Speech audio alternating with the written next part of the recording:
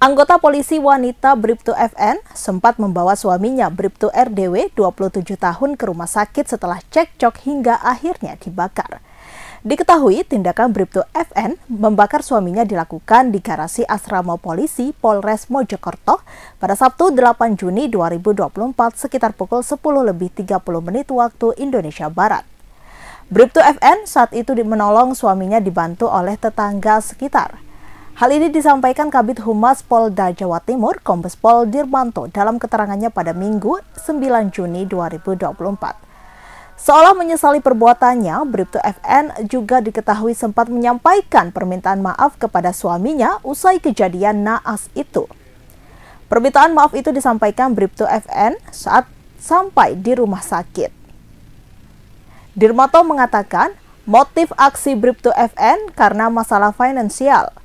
Gaji Bribtu RDW disebut kerap digunakan untuk bermain judi online hingga akhirnya membuat Bribtu FN berang dan gelap mata. Hasil pemeriksaan yang dilakukan permasalahan ini diawali cekcok antara suami istri berpangkat Bribtu tersebut. Akibat kejadian itu, korban diketahui mengalami luka bakar 96%. Ia sempat dirawat intensif di ICU RSUD Dr. Wahidin Sudirohusodo, Kota Mojokerto. Namun, nyawa Bribtu RDW tak tertolong. Ia dinyatakan meninggal dunia pada Minggu 9 Juni 2024 siang.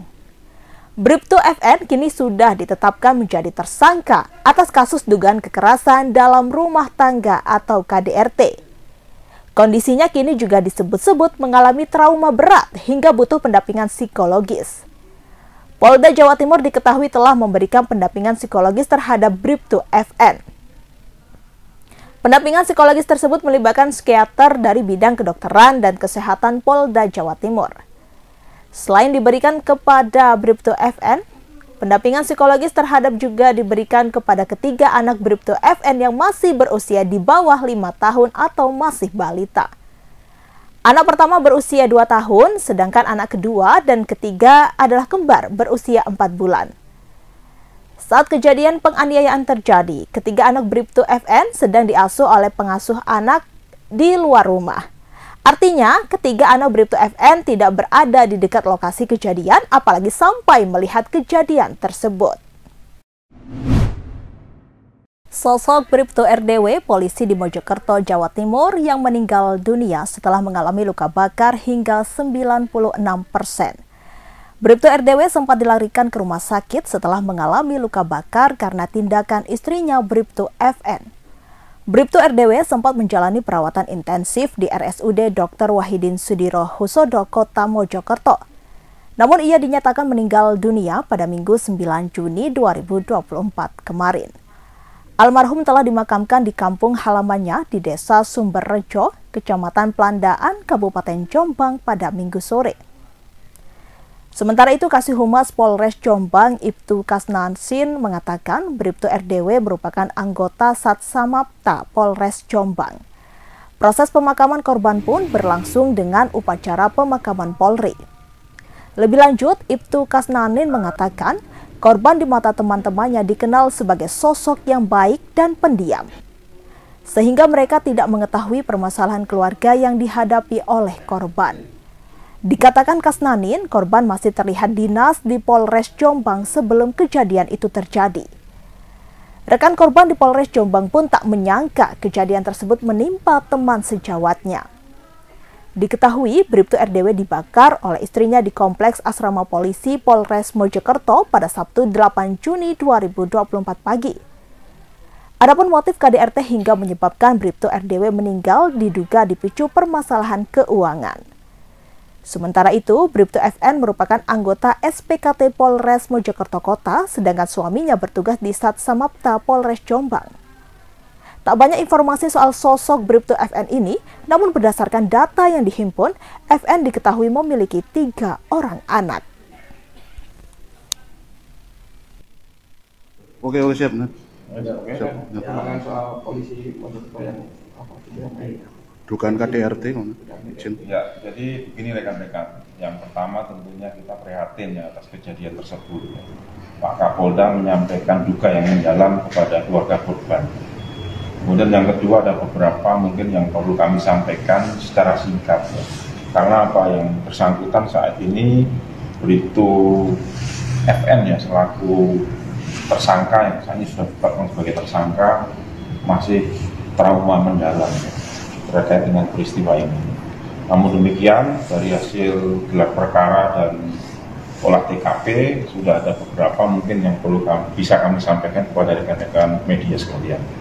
Yang pertama yaitu kronologis, bahwa kronologis kejadian ini adalah pada saat korban ini pulang dari kantor, kemudian cekcok di rumah dengan istrinya, kemudian istrinya menyiramkan bensin di muka dan badan yang bersangkutan. Tidak jauh dari TKP itu ada sumber api, sehingga terperciklah di situ, akhirnya membakar yang bersangkutan. Kemudian dibawa oleh tersangka ini atas nama FN ini dibawa ke RSUD. Jadi FN ini juga mempunyai tanggung jawab yang besar ya untuk menolong yang bersangkutan. Ini membawa ke rumah sakit dengan dibantu oleh beberapa tetangga. Ya, sampai rumah sakit, FN ini juga minta maaf kepada sang suami atas perilaku ini. Ya, kemudian yang menjadi catatan dari peristiwa ini adalah yang pertama motif ya rekan-rekan sekalian, bahwa motif daripada kejadian ini bahwa saudara almarhum ini Bribtu Rian Dwi Nugroho ini sering menghabiskan uang belanja yang harusnya dipakai untuk membiayai hidup ketiga anaknya, ini dipakai untuk mohon maaf ini main judi online. Ini yang sementara temuan kami sampaikan kepada rekan-rekan sekalian. Saat ini sekali lagi yang bersangkutan atau yang sudah dinyatakan tersangka oleh Subdit 4 Reskrim Renakta ini masih trauma yang mendalam. Sekarang sedang ditangani dan sedang difasilitasi untuk trauma healing oleh Polda Jawa Timur. Kemudian juga kita melibatkan psikiatri ya untuk menangani kasus ini. Ini kita prihatin betul terhadap kejadian ini. Soal statusnya kan sudah tersangka, Komandan. Ya. Nah, untuk konstruksi hukumnya, Komandan, itu lebih ke mana? Sementara ini kita masih terapkan pasal KDRT, kekerasan dalam rumah tangga. Untuk kondisi korban sendiri seperti apa sekarang? Korban pada pukul 12.54 tadi dinyatakan meninggal dunia. Aksi duel carok terjadi di Desa Palang Besi, Kecamatan Lumbang, Kabupaten Probolinggo pada Jumat 7 Juni 2024. Dua orang yang terlibat carok sama-sama mengalami luka bacok senjata tajam jenis celurit. Dua orang yang terlibat carok yakni Suhar, 59 tahun, dan Marto, 40 tahun. Keduanya sama-sama berasal dari Dusun Sono Barat, Desa Palang Besi, Kecamatan Lumbang. Selain itu, keduanya juga masih ada hubungan saudara. Kapolsek Lumbang, AKP Harsono mengatakan, sebelum carok, keduanya sempat adu mulut atau cekcok terlebih dahulu. Cekcok itu dikarenakan keduanya memang pernah berselisih lantaran asmara atau cemburu. Dari keterangan saksi di lokasi kejadian, AKP Harsono melanjutkan, asmara yang melatar belakangi carok sudah terjadi sejak 1 tahun lalu, sehingga diduga masih ada dendam hingga tersulut api cemburu. Jadi keterangan sementara di lokasi kejadian, Marto pernah menggoda istri dari Suhar, sedangkan istri Suhar dengan Marto ini masih memiliki hubungan saudara, yaitu saudara sepupu. TNI berencana merekrut Brigade Komposit yang akan ditempatkan sebagai pasukan perdamaian di jalur Gaza, Palestina. Tentara yang berada di Brigade Komposit juga merupakan pasukan terpilih yang melalui beragam proses rekrutmen. Hal ini ditegaskan oleh Kaspuspen TNI Majen R. Nugraha Gumilar melalui pesan tertulis pada 7 Juni 2024. Gumilar menyebutkan saat ini Brigade Komposit masih dalam proses perencanaan dari segi personal, alat, dan dukungan lainnya. Pasukan perdamaian yang dinamai Brigade Komposit ini terdiri dari Batalion Support, Batalion Kesehatan, Batalion Zeni, dan Batalion Perbekalan, yang mana jumlah totalnya sebanyak 1.212 personel. Batalion Kesehatan mempunyai kemampuan perawatan medis. Kemudian Batalion Zeni memiliki kemampuan untuk konstruksi. Batalion Perbekalan mampu membuat dapur umum, serta Batalion Support yang membantu pengamanan bagi personal yang bertugas di Gaza. TNI juga menyiapkan 2 kapal rumah sakit dan dalam misi perdamaian tersebut, yaitu KRI Rajiman dan KRI Suharto. Pengiriman pasukan ini atas tekad Menteri Pertahanan Prabowo Subianto untuk misi perdamaian di Palestina. Hal tersebut disampaikan Prabowo saat menghadiri acara opening reception IISS Shangri-La Dialog edisi ke-21 yang digelar di Hotel Shangri-La, Singapura. Layaknya kaum Hawa, hewan kurban di Ponorogo, Jawa Timur juga harus masuk salon terlebih dahulu Minggu 9 Juni 2024. Pemilik salon hewan itu bernama Ahmad Jumali. Peternak kambing ini membuka salon kambing di kandangnya yang terletak di Desa Winong, Kecamatan Jetis, Kabupaten Ponorogo, Jawa Timur. Hal ini dilakukan demi kepuasan pelanggan dan memenuhi syariat Islam yang menyebutkan hewan kurban harus sehat dan bersih. Lantas, bagaimana kisahnya? Ahmad Jumali siap bergelut dengan 130 ekor kambing jantan siap kurban miliknya. Dia memberikan pelayanan ekstra kepada calon pembelinya, di mana seperti salon pada umumnya, kambing di tempat ini setiap 7-10 hari sekali dirawat seperti layaknya di salon, di mana dimandikan dan diberi sampo atau krim bat agar kambing terlihat bersih dan lebih menarik. Termasuk dijemur beberapa menit di bawah terik sinar matahari pagi agar kambing lebih sehat dan bugar. Tak hanya menjaga kebersihan hewan maupun kandang, di tempat ini juga memberikan nutrisi bagi kambing, terutama kambing yang akan dijadikan hewan kurban. Dia mengaku bahwa dari 130 ekor, beberapa sudah ada yang memiliki untuk dikurbankan. Namun Ahmad masih bertanggung jawab terhadap kambing tersebut. Kambing miliknya dijual kisaran harga 2 juta hingga 5 juta rupiah. Dan bisa menyesuaikan budget dari calon pembeli. Salah satu calon pembeli, Devita Januaristi, mengaku bahwa langganan membeli hewan kurban milik Ahmad, di mana hewan ternaknya sehat dan juga bersih.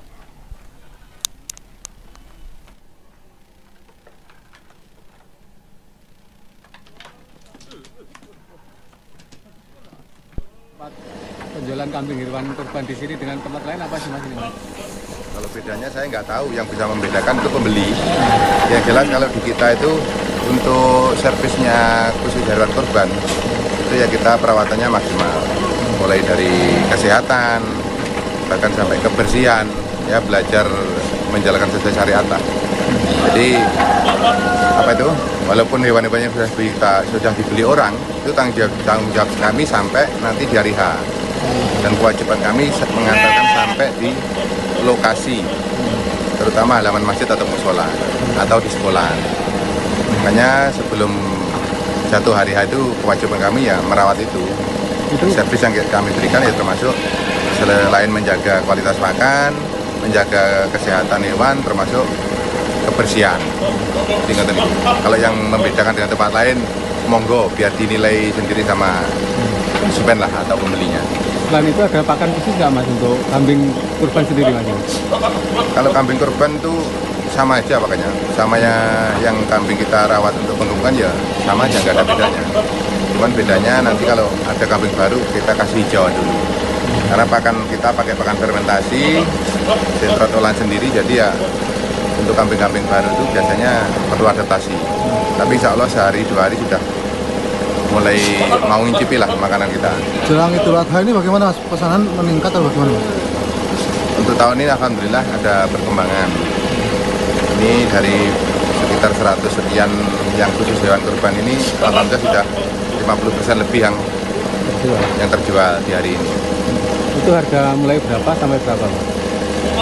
Kami harga mulai 2.250, 2.000 juga ada, 2 juta maksudnya, sampai ke harga 5 juta, 6 juta ada. Dan itu full sampai nanti hari H ya? Sampai hari H. Hari ini? Sampai hari H.